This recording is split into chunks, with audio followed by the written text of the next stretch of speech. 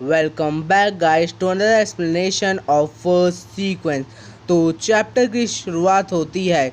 लुयुआन कहता है, भैया क्या तुम हमें देर रात पढ़ाना बंद करोगे? नहीं, मैं अपनी पूरी जिंदगी पढ़ाने में लगा दूंगा। तो थोड़ी देर तो होगी, आप बस ये पैसे के लिए कर रहे हो। सायशु बोलता है, बच्चे मेरे लेक्चर ध्यान से सुनते। भैया देखो, ये तो वही ग्रुप है, ये तो ओल्ड ल्यू है, क्या ये इन्हें रास्ता बताएगा? तभी वो दुकानदार सायशु को देखकर बोलता है, तुम कितने बेवकूफ हो, मैंने तुम्हें कितनी कमाल की जॉब दी थी, लेकिन तुमने इस जॉब को ठुकरा दिया। तुम्हें कैसे पता ये कमाल की जॉब थी? तुम समझते नहीं हो, स्ट्रॉन्ग होल्ड सिटी में अमीर लोग रहते हैं, लेकिन जो लोग इम्पोर्टेंट रहते हैं उन्हें ही सिटी से बाहर जाने की परमिशन मिलती है। ये सुनकर सायशु सोचता है, मतलब ये दीवार बाहर के लोगों को अंदर जाने से रोकती है, लेकिन अंदर के लोगों को भी बाहर जाने से रोकती है। तभी दुकानदार उसे बताता है, स्ट्रॉन्ग होल्ड सिटी अपने साथ एक गाइड को रखना चाहिए, क्योंकि जब फ्यूचर में किसी गाइड की जरूरत हो तो उन्हें ढूंढना ना पड़े।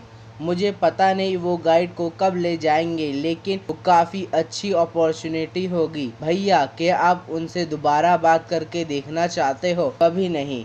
ये कहकर सायशु और लुयुआन दोनों ही वहाँ से चले जाते हैं। सायशु के घर के तरफ सीन शिफ्ट होता है। भैया क्या वो सिस्टर शायू है? शायू एक बैंक में होती है और बोलती है, मेरे इयररिंग्स की प्राइस इतने भी कम नहीं होगी, वो काफी कीमती है, हम बस इतनी ही प्राइस दे सकते हैं। तभी सायशु वहां आकर बोलता है, आपको अपनी चीजें नहीं बेचनी चाहिए, ये लीजिए पैसे जो आपने मुझे जलन की दवाई दी थी, ये उसके लिए है।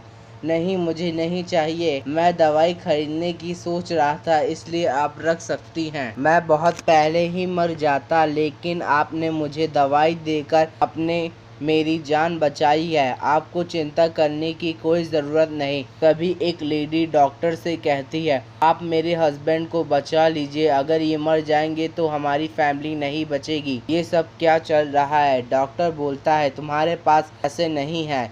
सायशु, लुयुआन और शायू उन्हें देख रहे होते हैं। डॉक्टर दरवाज़ा बंद कर देता है।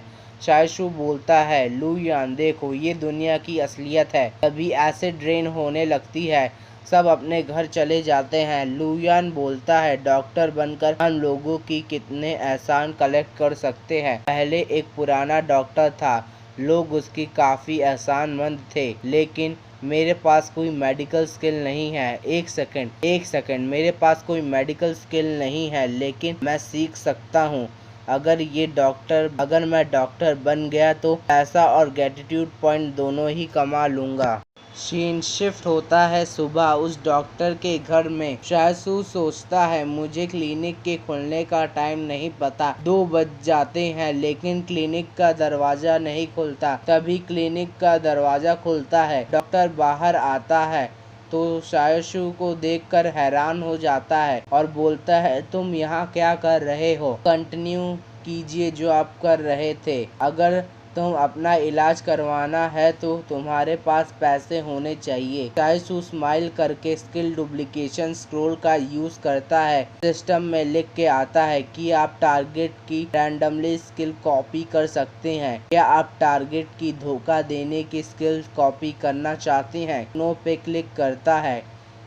मैं यहाँ मेडिकल स्किल सीखना चाहता हूँ, ना कि धोखा देने की स्किल। ये स्किल तो काफ़ी ख़राब है। ये सोचकर सायशु उसकी तरफ देखता है। डॉक्टर को तभी याद आता है, ये तो वही खतरनाक बच्चा है, ये क्या करना चाहता है? मैंने तो इससे पंगा भी नहीं लिया। सायशु सिस्टम से पूछता है, इस डॉक्टर की मेडिकल स्किल का लेवल कितना है? हम ये इन्फॉर्मेशन आपको बता सकते हैं, टारगेट के पास ऐसा कोई भी स्किल नहीं। टारगेट के पास ऐसा कोई स्किल नहीं है? ये देखकर सायशु उसके सिर पर पेन फेंकता है, तुम लोगों को इतने समय से धोखा दे रहे थे, तुम कोई डॉक्टर नहीं हो, बकवास मत करो, मैंने किसी को भी धोखा नहीं दिया। मुझे अब दूसरा जुगाड़ करना होगा मेडिकल स्किल को सीखने के लिए।